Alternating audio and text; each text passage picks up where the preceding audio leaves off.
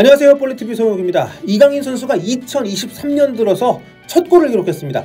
상대는 올 시즌 라리가 탑4를 달리는 다음 시즌 챔피언스리그 진출권 티켓 획득 가능성이 굉장히 높은 레알 소시에다드였습니다. 여기 다비드 실바, 이강인 선수의 우상 중에 한 명이라고 할 수 있는 다비드 실바, 맨시티에서의 커리어를 마무리하고 이제 레알 소시에다드를 건너와서 굉장히 잘하고 있는데 여전히 자, 이강인 선수는 팀이 0대1로 뒤져있던 후반 5분이죠. 하프타임에 교체 투입된 압돈 프라츠 헤더를 수비수와의 경합에서 이겨낸 뒤에 이어받아서 상대팀 골키퍼까지 제치고 골을 터뜨렸습니다. 자, 이 골로 마요르카는 강호를 상대로 패배를 모면하면서 홈에서 승점을 가져갈 수 있었는데요. 이강인 선수로서는 굉장히 좀 오랜만에 골이었습니다. 강팀을 상대로 중요한 순간에 넣은 동점골이기도 했기 때문인지 골을 넣고 바모스! 화끈하게 외치는 모습이 굉장히 인상적이었어요. 팬들 사이에서는 이 장면 돌려보기가 지금 유행이라고 할 정도로 굉장히 좀 남성미가 넘치는 멋진 장면이었습니다.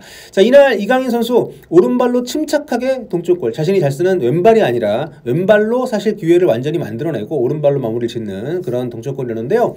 오른발로 골을 넣은 게 발렌시아 시절인 지난 2019년 9월 헤타페전 이후로 처음입니다.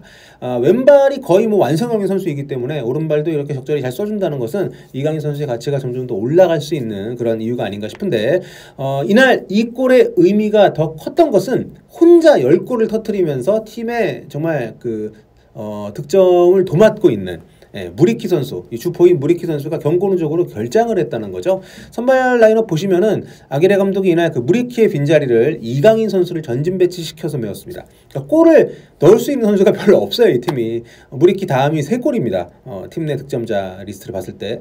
리옹에서 이번 시즌에 임대해온 공격수 이 티노 카데베레 선수, 짐바브웨 선수인데 이 선수와 함께 무리키가 원래 투톱을 보고 있었는데 오늘 이강인 선수를 전진을 시켰어요. 물론 이강인 선수는 약간 윙어에 가깝게 오른쪽에 치우쳐서 움직이긴 했습니다만 어쨌든 이 조합으로 선발 출전을 시켰는데 근데 공격력이 폭발한 것은 후반전 카데베레가 나가고 프라츠 선수가 들어온 직후였습니다. 후반에 들어온 프라츠가 이제 후반 5분기였죠. 이 굉장히 지금 골 장면이 이강인 선수 골 들어가는 장면만 보지 마시고 패스 넘어오는 것부터 보시면 굉장히 흥미롭습니다. 라이코비치 골키퍼가 길게 찬 공을 제공권 다툼에서 이 프라츠 선수가 이겨내면서 떨궈줬고요. 요거를 전방에서 압박 들어가던 이강인 선수가 상대 센터백 파체코 선수하고 경합을 이겨내면서 공을 따낸 뒤에 박스로 진입을 해서 골키퍼까지 제치면서 완벽하게 밀어넣습니다. 이렇게 골키퍼까지 벗겨내고 정말 박스 안쪽에서 침착하게 마무리한 능력을 보면 골을 그렇게 많이 넣는 선수는 아니지만 그리고 우리 월드컵 때도 그렇습니다. 굉장히 중요한 상황에서 본인의 역할을 잘하는 그런 어떤 스타의 어떤 본능 같은 게 있는 선수 아니겠습니까? 이날도 팀이 밀려있는 상황에서 굉장히 중요한 상황이었는데 정말 침착하게 마무리를 했습니다. 특유의 테크닉에 최근에 급성장한 피지컬 능력, 또 압박 능력, 스피드가 없다라고 얘기하는 사람도 있습니다만 사실 우리가 흔히 얘기하는 달리기 스피드도 물론 중요하지만 이렇게 생각의 속도 그리고 좁은 공간에서 얼마나 빠르게 판단을 하고 상대를 벗겨내는 어떤 그런 민첩함을 가지고 있느냐 이게 굉장히 중요한데 이강인 선수는 그런 부분에서는 타이 추종을 불허하지 않나 정말 멋진 골이었고요. 올 시즌 이강인 선수의 3호 골입니다. 경기는 그 뒤로 공방전 많이 있었습니다만 그리고 막판에 상대팀 레알 소시다드 퇴장자가 나오긴 했습니다만 1대1 무승부로 끝이 났고요. 스페인 전문지 아스에서 이날 이강인 선수에게 양팀 통틀어서 최고 평점 스페이드 3개를 줬습니다.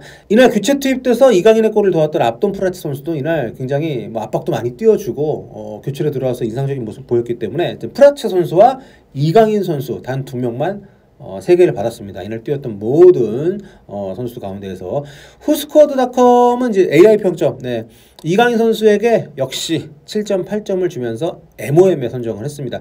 팀의 3연패를 끊는 활약을 인정을 좀 한 것이라고 보면 될 것 같고요. 사실 이날 최근에 팀 성적이 좀 안 좋았기 때문에 마요르카 입장에서는 만약에 홈에서 레알 소시다드에게 패배 또 특히 이제 0패를 당하게 된다면 타격이 상당히 클 수 있었습니다. 지금 순위권 굉장히 많이 애초 예상을 했던 것과는 다르게 강등권에서 놀지 않고 많이 올라와 있잖아요. 근데 지금 팀의 어떤 3연패를 당할 수 있는 상황이었는데 요거를 좀 끊는 활약, 요게 이제 인정을 받은 것이라고 할 수 있겠고, 자, 이강인 선수 이날 주요 기록 한번 살펴보면 자 82분 뛰었고요.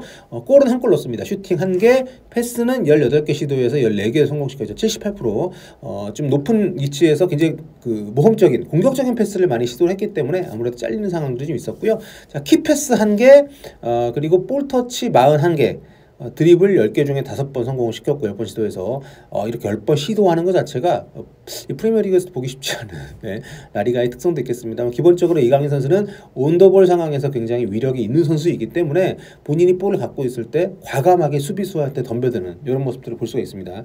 자, 크로스 4번 시도해서 3번 성공을 시켰고요. 그러니까 측면 윙어로서 우리가 전형적인 윙어와는 스타일이 좀 다릅니다만 오른쪽에서 안쪽으로 꺾어져 들어오는 공격수로서의 면모를 확실하게 이날 보여주면서 아주 중요한 플레이를 했습니다. 또 수비 쪽에서도 리커버리를 2번이나 해내면서 압박에 있어서도 확실히 이강인 선수가 최근 1년 동안 급성장한 모습, 마요르카에 와서 잘 온 것 같아요. 진짜 꾸준히 출전기 얻으면서 무럭무럭 성장, 아주 이제는 매번 이적 시장 때마다 계속 이제 이강인 선수의 그 거치 문제는 앞으로 계속 거론이 될 거예요. 자, 이날 이강인 선수 히트맵 보면요, 이강인 선수가 이제 팀의 오른쪽 공격을 맡아서 공수에 걸쳐서 기여도가 컸다는 게 그림으로도 나오죠.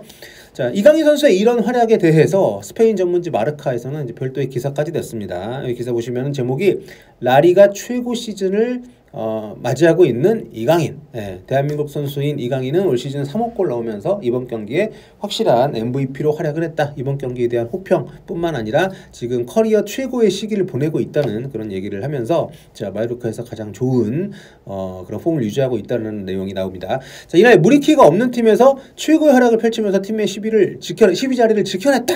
예, 어쨌든 지금 마요르카 입장에서는 뭐 개개인 선수들의 활약도 활약입니다만 순위가 상당히 좀 기대 이상이라는 거, 10위 자리를 계속 좀 지키고 있다는 게 고무적인 일이라고 생각이 되고요. 그 중심에서 이강인 선수가 굉장히 중요한 역할을 하고 있습니다. 근데 이날 뭐 기사 많이 보셨을 텐데 이강인 선수가 골 넣었을 때 관중석에서 이런 놈들이 나왔어요.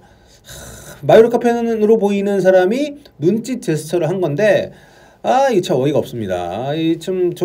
뭐 친근함의 표시랍시고 한 것 같은데, 예, 저러면 안 되죠. 저게 이제 사회적으로 어떤 의미를 갖고 있는지, 또 아시아 사람들에게 이제 모욕적인 행위라는 것을 무식한 것도 죄입니다. 특히 저렇게 한국 선수가 뛰고 있는, 아시아 선수가 뛰고 있는 팀의 팬으로서 경기장에 왔다면 그 정도는 상식으로 갖고 있어야죠. 예.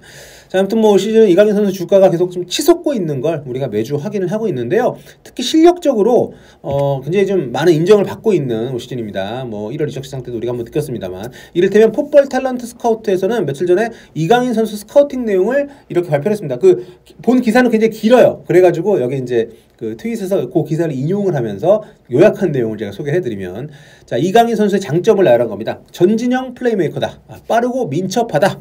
테크닉이 좋고 창의적이며 공을 갖고 있을 때 우아하다. 시야와 패스 스킬이 엄청나다. 발기술이 대단하고 좁은 공간에서 밀착 컨트롤이 좋다. 클로즈 컨트롤, 네, 몸에 공을 좀 붙여서 컨트롤 잘한다. 이런 뜻인 것 같아요. 자, 기술이 뛰어난 드리블러다. 축구 IQ가, 축구 지능이 높다. 네, 퍼스터치가 매우 뛰어나다. 뛰어난 셋피스 키커다. 아니 이거 뭐 거의 뭐 지네딘 지단 아닙니까? 이렇게 이 설명만 보면은 아무튼 뭐 굉장히 이렇게 좋은 평가를 받고 있고, 그러면서 마지막에 이거 인용한 사람이 러블리 플레이어다. 탐나는 선수다. 정말 너무 좋은 선수다. 이런 평가를 내렸습니다. 그 원문 기사에 보면 마지막에 What's Next 해가지고 이강인 선수의 미래에 대해서도 좀 전망을 한 내용이 있는데, 지금 올버햄튼이나 뉴캐슬 이적설이 있는데 뭐 충분히 갈 수 있는 선수고, 처음에는 뭐 주전을 못할지 모르지만 There is no reason why he wouldn't be able to compete and earn his place in their starting 11 in the future. 예, 좀 어설픈 발음 죄송하고요.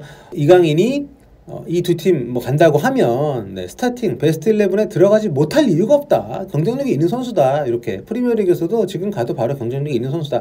이렇게 이 스카우팅 전문 매체에서 평가를 했다는 거죠.